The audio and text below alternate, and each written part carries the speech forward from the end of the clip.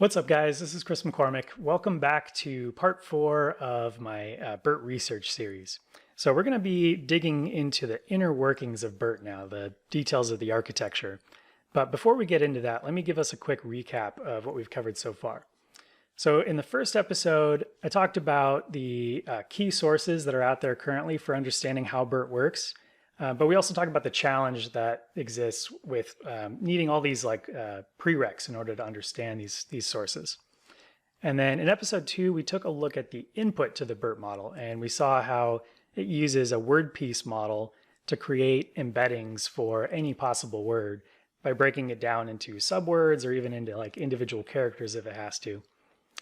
And then in episode 3, we took more of an application perspective and saw what it looks like to apply BERT and fine tune it on a sentence classification task on the COLA dataset. So that gives us kind of a good perspective on what the inputs and the outputs of the model look like. So now for the rest of the series, we're going to go into the architecture details. So we're going to try to figure out what's going on inside these transformer layers. BERT's 12 of these stacked on top of each other. At the same time, I'm also planning to publish a BERT cookbook, and that's going to continue on the application side where we're going to create more application examples. So that'll be like a collection of Python notebooks. And then I'll also do some YouTube videos to kind of talk through some of the key pieces of those examples. So, and I think the first cookbook's going to be the sentence similarity using BERT. That's mostly finished, so that should be up soon. Making sense of the BERT architecture is pretty difficult. So there's a couple key references that we're going to be using to help us understand what's going on in those transformer layers. So the main one is Jay Alamar's Illustrated Transformer blog post. So we're actually going to be walking through this. we're going to read it together and make sense of it together. So I know that sounds a little ridiculous. Like, really, you're just going to read us someone else's blog post? Here's the thing, though. Even though it's well written, it's well illustrated, it's very detailed, it's still very difficult to read through. I tried to get through it a couple months back, and I just didn't have enough of the prereqs. It felt too confusing because it was referencing so many related concepts that I was unfamiliar with. Now, a couple months later, I think I do have the prereqs to get through it. And then there's this interesting little issue here, kind of a source of confusion, is that this post was written before BERT was published. So BERT wasn't out there when he wrote this. Now, the reason the blog post is still going to be helpful, though, is that the transformer architecture that Jay's writing about originally had a encoder piece and a decoder piece. And what they did with BERT, so we had encoder plus decoder. And what they did with BERT is they got rid of the decoder piece and stacked 12 of these encoders on top of each other. So even though Jay's post covers both sides of this, we're going to be focused on the encoder piece, and I'll help us kind of navigate the what's relevant versus what isn't. Okay, and then in addition to that, there's a couple other sources here that will be very authoritative and help us make sure that we're understanding things correctly. So the first is that we've got access to a very formal definition of the BERT architecture from the Hugging Face library. So in the last notebook, we pulled out the names of all the model weights as well as their shapes. So we have that resource. And then there's also the PyTorch architecture definition, that huge printout where it labels every layer and shows the parameters of those layers. So we can, on its own, that's not very helpful, but if we kind of look at those alongside the explanation, I think that'll be helpful. And then similarly, there's another blog post out there called The Annotated Transformer. And this is basically a from-scratch PyTorch implementation of a transformer with the encoder and decoder. So that's another place where, if we're having trouble understanding his post, we can kind of go look at some example code to see if we can make sense of what's going on. Okay, on to the actual content. So here's the post. It's pretty long, so this is going to take us some time. But let's talk a little bit about Jay himself first. He's a pretty inspiring guy and interesting to learn more about. Definitely someone worth following. So I think his tagline here kind of sums up what he's about pretty well: visualizing machine learning. You'll see in this post he's a great communicator, but in particular he puts a lot of effort into these really nice visualizations. So he's got like these different posts like illustrated Word to Vec or illustrated transformer. And we can do a little stalking on LinkedIn here to kind of put together a biography. So he's in Saudi Arabia. He shares on the about page of his blog that he started a tech startup and I believe sold it. So that's kind of where his career started. And then since then, he's been working as a venture capitalist for a few different firms, it seems like. Yeah, investment principal, currently with this STV group. And he's also published some courses on Udacity.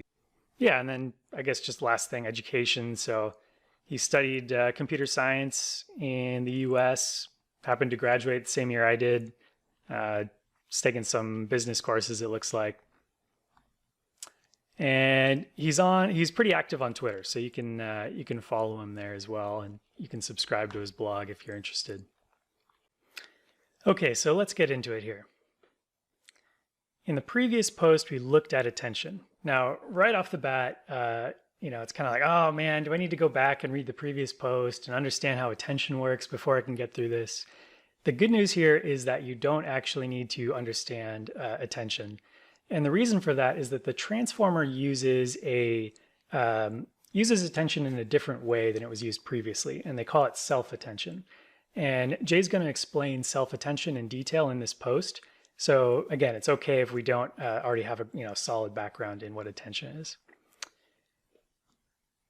So in this post, we'll look at the transformer, and the transformer outperforms the Google neural machine translation model in specific tasks. So neural machine translation just refers to applying a neural network to do translation, like from English to French. And the reason that there's this category of neural machine translation is that the other way to do it is with more like hand-engineered features and heuristics and things like that. So like cleverly designing a complex algorithm to do it. Whereas neural machine translation, NMT, uses a neural network to do the entire process from one language to the other. So Google's NMT, you don't need to understand it in order to understand the transformer, but I'll give you a few quick insights about it, just because it was kind of a landmark in natural language processing. So it was introduced in this paper, Neural Machine Translation by Jointly Learning to Align and Translate. Principal author was Dimitri Badanow. Yoshua Bengio was on it. He's one of the fathers of deep learning. It was submitted to arXiv September 1st, 2014, accepted to a conference 2015, and then Google actually deployed it to Google Translate towards the end of 2016. And if you want to learn more about it, I found this great YouTube video. It's 15 minutes. It's called How Google Translate Works by CS Dojo Community. I'll put the link down in the description. I'm going to steal from their slides though here and share just a couple quick points. Okay, so here's what a neural machine translation model looked like before Google Translate. And the general idea is that you've got two recurrent neural networks involved. One is called the encoder, and the other is called the decoder. And what the encoder does is it takes from the input sentence, it takes one word at a time and builds up this encoding vector that represents the whole input sentence. And then this encoding vector is given to the decoder, and then the decoder generates the text in the other language. Text generation always kind of confused me, so I'll explain real quick how that works.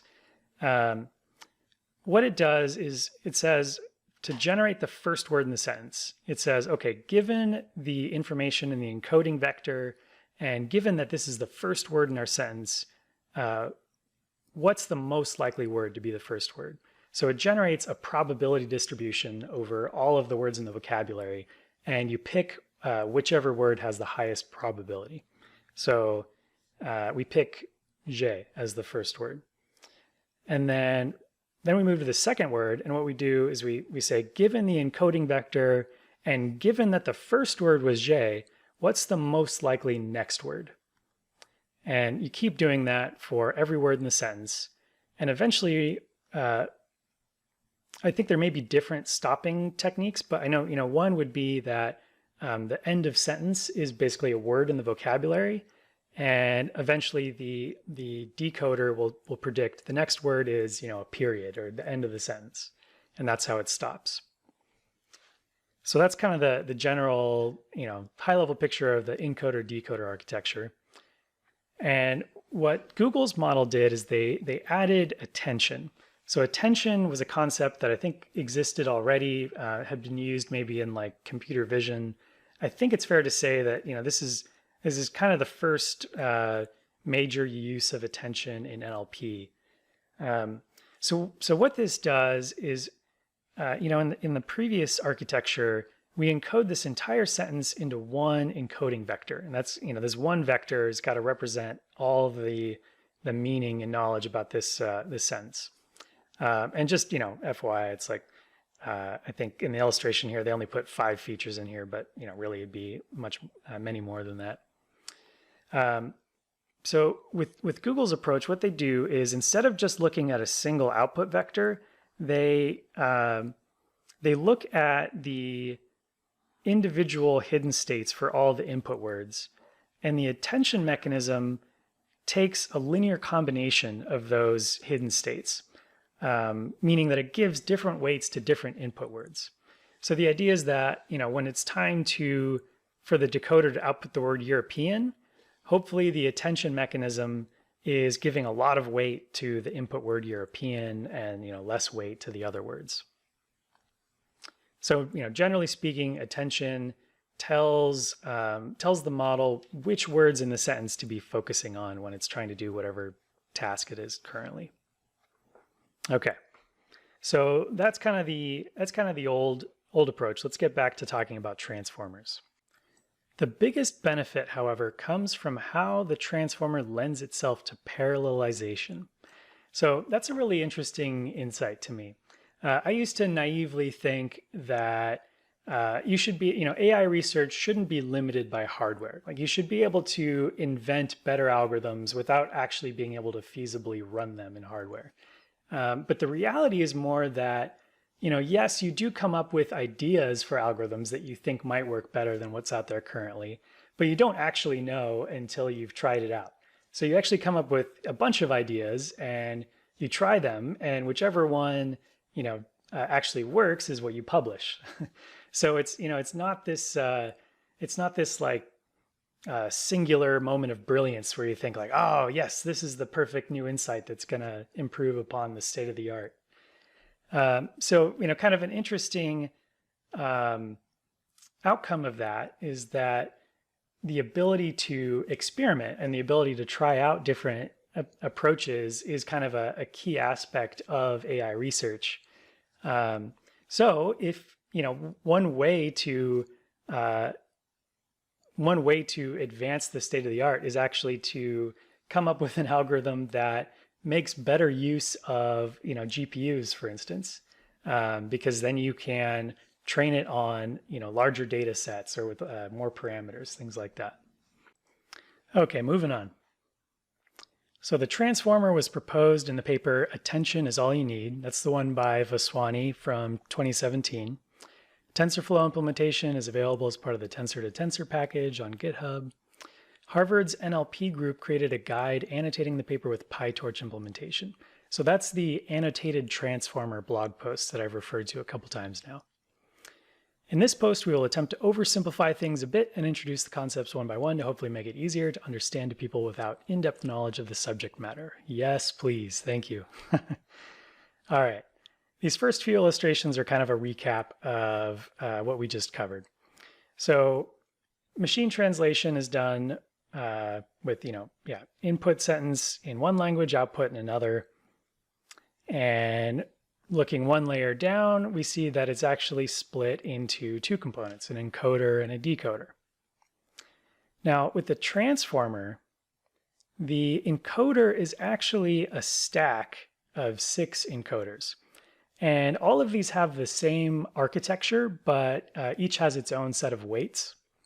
And then the same goes for the decoders. They're all, same architecture, just different weights, stack of 6. Now, before we go into what's inside the, one of these encoders, there's a really important bit of clarification that we need to go into. And I touched on it at the beginning of the video, but now it's time to make sure we've really got this. So the transformer was designed to perform translation, right?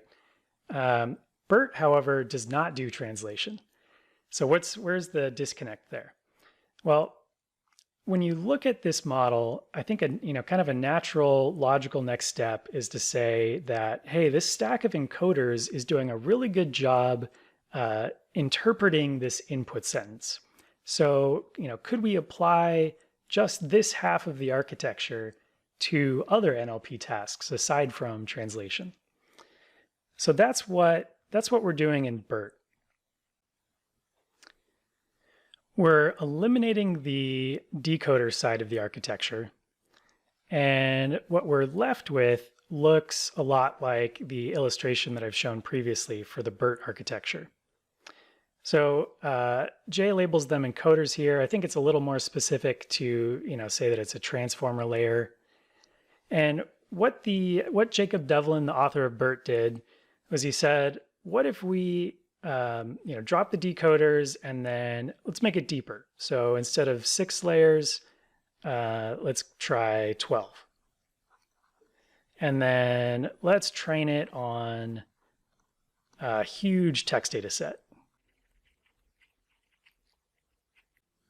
So this is the main difference between what Jay's talking about in this post versus what's in the BERT architecture. And if you look at Jay's blog, he does actually have a couple posts that touch directly on the topic of BERT. However, this is the only one where he goes into detail about what's happening inside one of these transformer layers. So that's why we're looking at this specific post and not the other ones. So I said over here that part of the innovation of BERT is to train on a huge data set. Okay, great, that makes sense. More training data is always better. But where does it come from?